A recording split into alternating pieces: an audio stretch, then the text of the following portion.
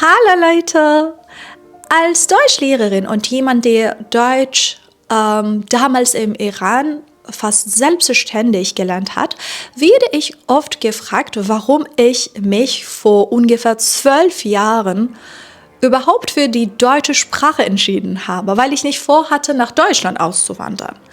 Also in einem anderen Video habe ich ausführlich über meinen Weg beim Sprachenlernen gesprochen, aber heute werde ich nur über einen bestimmten Grund sprechen.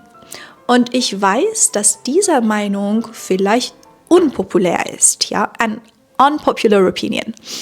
Und wahrscheinlich werde ich auch dafür negative Kommentare bekommen und viele werden mir widersprechen. Aber hört mich an und dann sagt eure Meinung. Meiner Meinung nach ist die deutsche Sprache trotz ihrer Schwierigkeit sehr faszinierend. Viele würden vielleicht sagen, dass ich die deutsche Sprache romantisiere, aber so meine ich das nicht. Deutsch war und ist eine der wichtigsten Sprachen der Philosophie, Psychologie, Literatur und Musikgeschichte. Ja, genau das macht diese Sprache für mich noch viel interessanter. Also darüber werde ich heute sprechen und falls ihr mich nicht kennt, mein Name ist Mohat Essa, ich komme aus dem Iran, aber ich bin Deutschlehrerin und wohne in Deutschland. Hier in diesem Kanal sprechen wir über verschiedene Themen auf Deutsch und versuchen unsere Sprachkenntnisse durch Zuhören, Zuschauen, Sprechen und Genießen zu verbessern. Falls ihr an solchen Inhalten interessiert seid, bitte vergesst nicht, den Kanal zu abonnieren. Dankeschön.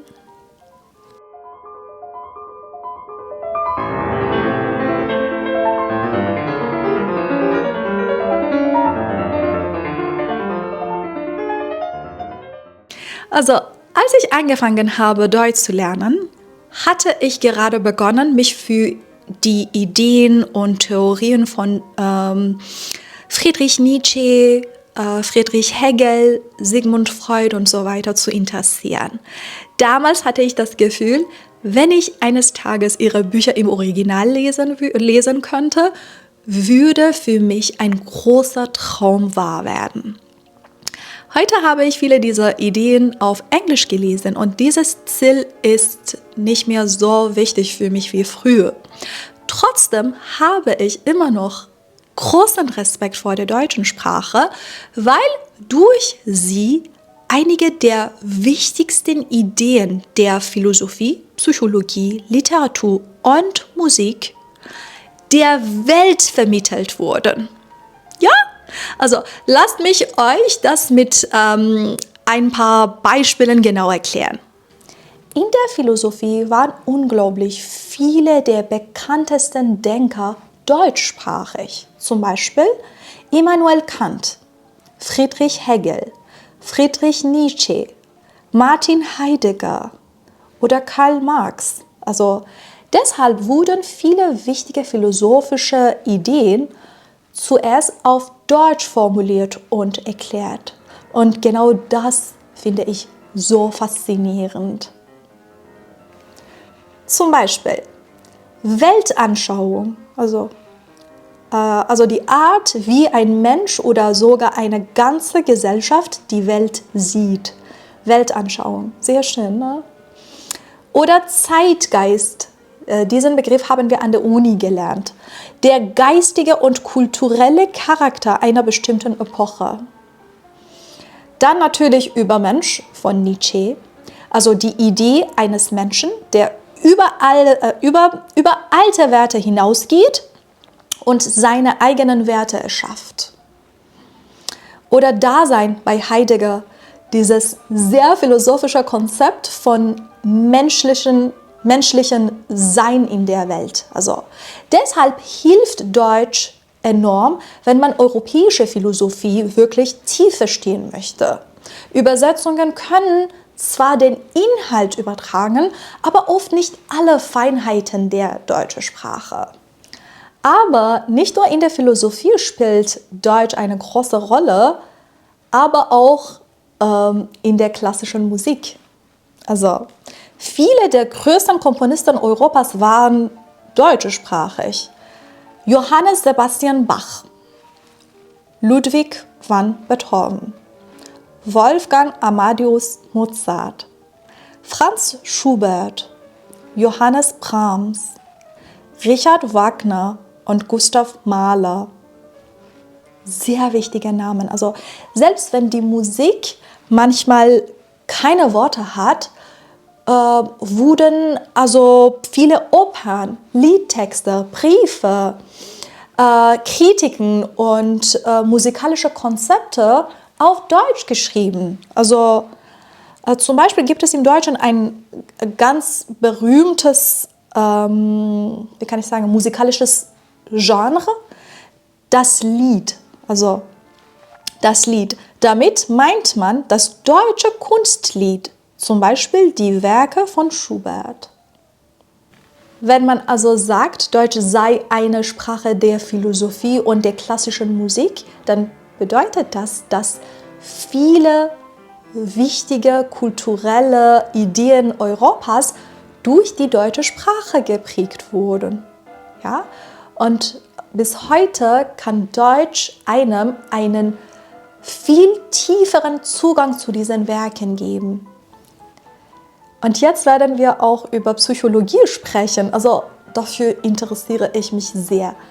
Auch in der Psychologie hatte die deutsche Sprache historisch einen riesigen Einfluss. Besonders also wann Ende des 19.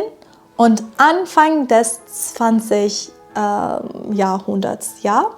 Damals waren deutschsprachige Länder wie Deutschland und Österreich absolute Zentren der Psychologie und Psychoanalyse. Also der wichtigste Name ist hier natürlich Freud. Er kam aus Wien und schrieb fast alle seine Theorien auf Deutsch. So viele berühmte psychologische Begriffe entstanden zuerst im Deutschen und wurden später erst ins Englische übersetzt. Zum Beispiel das Unbewusste, das Ich. Okay, das Ich ursprünglich einfach nur Ich. Im Englischen wurde daraus aber Ego. Ja, was viel technischer oder lateinisch klingt. Ja. Das Es, das Über-Ich, Verdrängung oder Traumarbeit. Ja, so.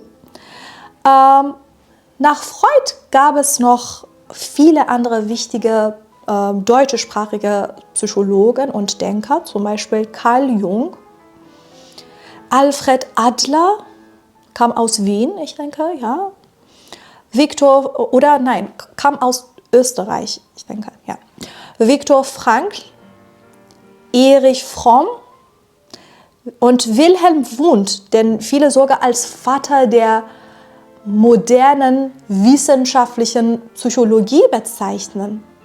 Und ich glaube, genau deshalb passt Deutsch so gut zu Philosophie und Psychoanalyse. Die deutsche Sprache kann unglaublich präzise und komplexe Begriffe bilden. Zum Beispiel, Selbstbewusstsein. Ja, Selbstbewusstsein. Sehr schönes Wort, ne? Selbstbewusstsein, 3 Teile. Minderwertigkeitsgefühl. Oder wieder Weltanschauung. Also diese Wörter transportieren extrem viele Bedeutungen in einem einzigen Wort. Also deshalb gilt Deutsch bis heute als großer Vorteil, wenn man klassische Psychoanalyse, kritische Theorien oder Philosophie tief lesen und verstehen möchte. Okay, zum Schluss zeige ich euch ein paar deutsche Begriffe aus Philosophie, Literatur und Psychologie, die ich persönlich total spannend finde und die international ziemlich bekannt geworden sind. Okay, philosophische Begriffe. Wille zur Macht. Okay, die Beschreibung. Ein Begriff von Nietzsche. Er beschreibt den inneren Drang des Menschen nach Stärke, Einfluss und Selbstverwirklichung. Nummer 2. Lebenswelt. Lebenswelt. Ein Begriff aus der Philosophie von Husserl. Er bedeutet die Welt, wie wir sie im Alltag persönlich erleben und wahrnehmen. Und Nummer 3. Weltschmerz. Ein tiefes Gefühl von Traurigkeit oder Enttäuschung über die Welt und das Leben. Weltschmerz. Ja, ein schönes Wort. Ja, es ist sehr traurig, aber trotzdem finde ich wirklich, wirklich schön. Ja. Psychologische Begriffe. Gestalt. Ein wichtiger Begriff der Gestaltpsychologie. Er bedeutet, dass Menschen Dinge oft als Ganzes wahrnehmen und nicht nur als einzelne Teile. Ja? Unheimlich, ja, ein Begriff von Freud. Etwas wirkt gleichzeitig vertraut und fremd und erzeugt dadurch Angst oder Unsicherheit. Also unheimlich kommt tatsächlich von Heim. Ja, Heim, zu Hause. Also ja, etwas Unheimliches fühlt sich plötzlich nicht mehr sicher oder vertraut. Also wie zum Beispiel eine Puppe, die wie ein Mensch aussieht. Oder wenn wir ein leeres Haus in der Nacht sehen. Ja.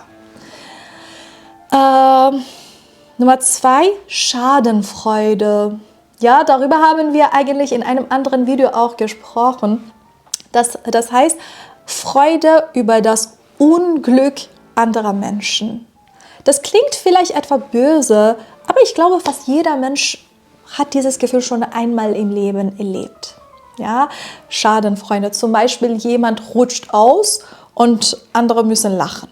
So, das ist Schadenfreude. Literaturwissenschaftliche Begriffe. Bildungsroman, ein sehr wichtiges Wort. Okay, ich habe eigentlich an der Uni englische Literatur studiert und diesen Begriff habe ich damals gelernt. Bildungsroman, okay? Also ein Roman über die persönliche Entwicklung und das Erwachsenenwerden einer Figur.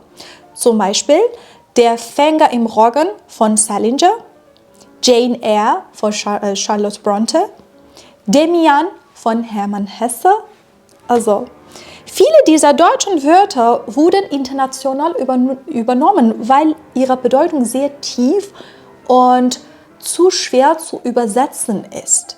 Also deshalb spielt Deutsch bis heute eine wichtige Rolle in Philosophie, Psychologie und Literatur und Musik auch.